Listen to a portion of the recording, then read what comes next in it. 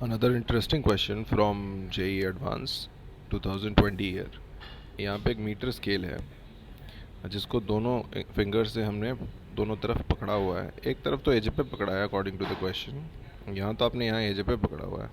तो मान लीजिए जहाँ आपने पकड़ा हुआ वहाँ कुछ नॉर्मल आप लगाएंगे, नॉर्मल 1 मान लेता हूँ, और दूसरी तरफ 90 सेंटीमीटर पे पकड़ा हुआ है, नॉर्मल 2 यहाँ मान लेता हूँ। आप जहाँ भी पकड़ेंगे नॉर्मल्स तो लगाएंगे आप यही दोनों नॉर्मल्स मिलके स्केल का जो भी वेट होगा उसको बैलेंस करेंगे। वैसे इस क्वेश्चन में स्केल का वेट गिवन ही नहीं है या मास नहीं गिवन है, कोई बात नहीं। हम इतना जानते हैं कि अगर सेंटर के अबाउट टॉक लेने जाऊँ, ये डिस्टेंस 50 है अभी, और ये वाली distance to the normal two is 40, तो नेट टॉक तो ज़ीरो ही होना चाहिए ना सेंटर के अबाउट। अगर ऐसा है तो नॉर्मल 2 इंटू 40 जो होगा, सॉरी 40 जो होगा वो नॉर्मल 1 इंटू 50 के बराबर होगा। तो इससे मुझे पता चल गया कि 5n1 जो होगा वो 4 इंटू के बराबर होगा इस वक्त तक।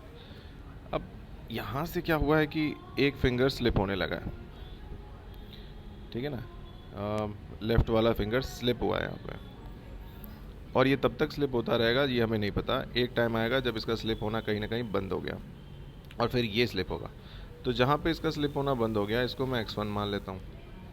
मैं सपोज कर लेता हूँ कि x1 पे वो डिस्टेंस है, ठीक है ना, when left finger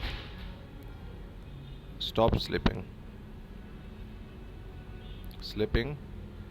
and right starts. Right finger की स्लिपिंग यहाँ शुरू हो जाएगी, राइट स्टार्ट्स। तो राइट स्टार्ट करने के लिए अभी भी नेट टॉक तो ज़ीरो ही होना चाहिए दोनों पॉइंट के अबाउट। तो मुझे लिखना होगा कि उस वक्त normal 1 into x1 will be normal 2, और अभी 40 पे है राइट वाला, अभी तो स्टार्ट ही होना है उसको। तो यहाँ से, और दूसरी बात, एक इक्वेशन तो टॉक की मैंने बना दी और एक फोर्स की, एक्स डायरेक्शन में नेट फोर्स ज़ीरो होना चाहिए। आफ्टर ऑल लेफ्ट ने बंद क्यों किया स्लिप होना, क्योंकि वहाँ पे दोनों फोर्सेस बराबर हो गए हैं। कौन से दो forces? Friction kinetic in the one side and friction static on the right side, on the normal 2 side. तो इसका मतलब काइनेटिक फ्रिक्शन यहाँ पे गिवन है 0.32, नॉर्मल 1 उस पॉइंट पे 0.40 नॉर्मल 2 के बराबर हो जाएगा।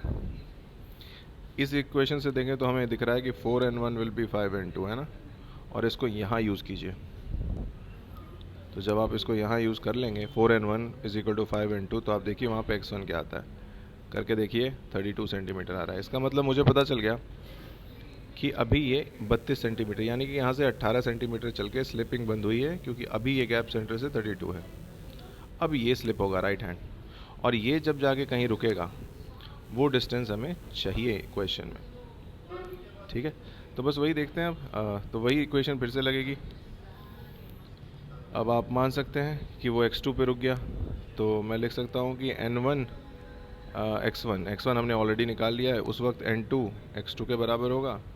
और फ्रिक्शंस में ऐसा होगा कि इस बार 0.4 times n1 will be 0.3 times n2। इस रिलेशन से तो ये मिल रहा है 5n1 विल बी 4n2, है ना।